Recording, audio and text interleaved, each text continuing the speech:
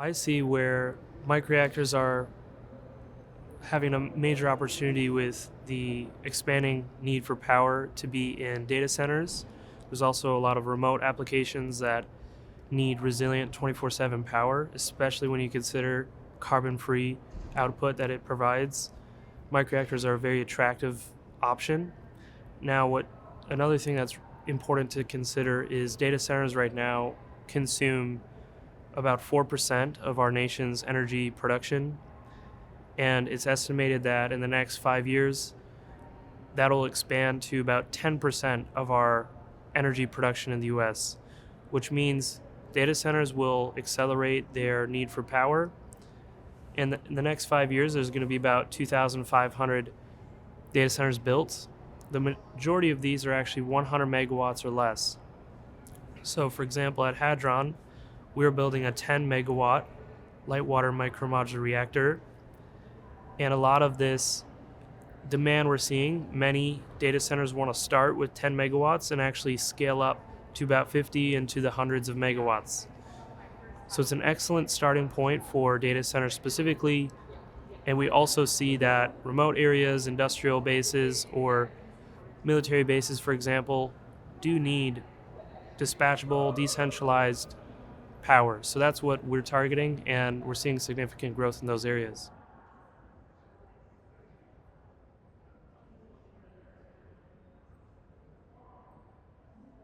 For Hadron Energy, becoming a publicly traded company represents a critical catalyst in our next growth phase.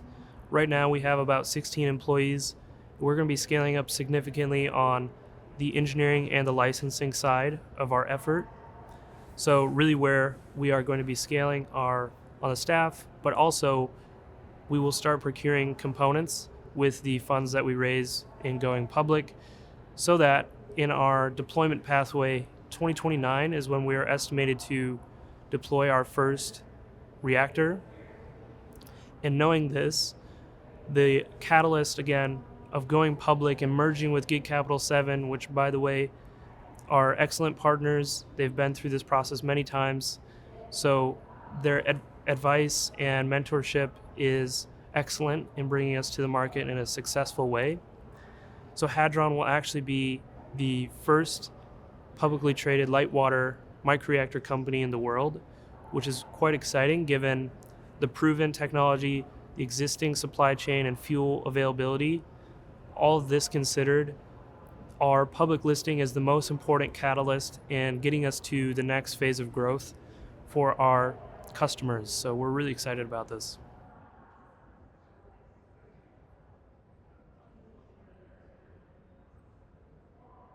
For the commercialization of microreactors, you have to consider the licensing pathway. It is the critical path to actually get to market. And at Hadron Energy, again, we're using a light water design. If you think about what's used today, on the global scale, there's about 440 nuclear reactors in operation. 95% of these are light water. And if you look at the United States, there's 94 reactors here in the US. They're all light water again. 100% of our reactors are light water. So when I say this, we're taking what works on the large scale, and this has already been proven by the regulatory process. There's a roadmap that has laid out how to exactly get microreactors to the market. Knowing this, Hadron has taken a systematic approach working with the Nuclear Regulatory Commission. We also have great connections at the Department of Energy.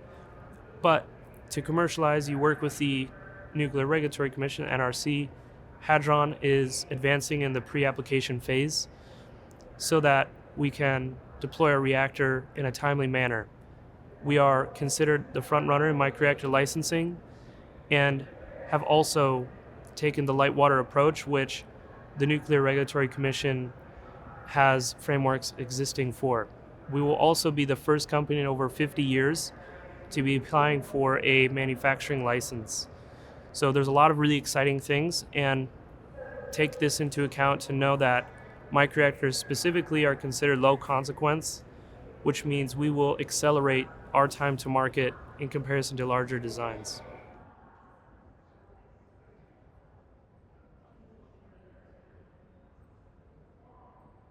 A lot evolves over the startup phase of building a company in the early days to building a more mature commercialization focused business.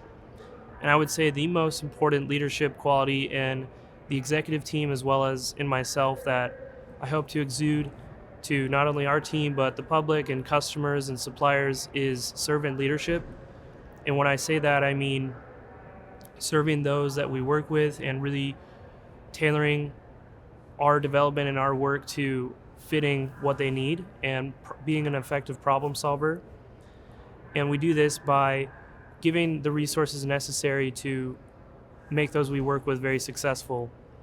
And that has evolved since the early days of Hadron into building a larger organization.